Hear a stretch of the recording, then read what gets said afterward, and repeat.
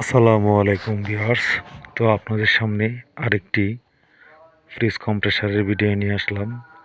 এটি হচ্ছে কয়েল পড়ে গিয়েছিল এবং মেকানিক্যাল সমস্যা ছিল। মেকানিক্যাল এবং কয়েল বাদাই করে পারফেক্টলিভাবে কয়েলটি সম্পন্ন করা হয়েছে এবং ঝালাই করে সম্পূর্ণ কাজ শেষ করার পর ফ্রিজে কম্প্রেসরটি লাগানো হয়েছে এবং গ্যাস চার্জিং করে টেস্টিং করা হচ্ছে।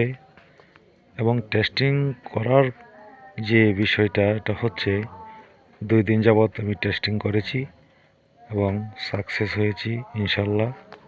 তো যারা কম্প্রেসর নষ্ট থাকাকালীন যদি কেউ সার্ভিসিং করাতে চান তাহলে আমার সাথে যোগাযোগ করবেন। আমি নতুন কম্প্রেসর যেভাবে চলে আমার হাতে বাঁধানো কম্প্রেসরটি ইনশাল্লাহ এভাবেই চলবে।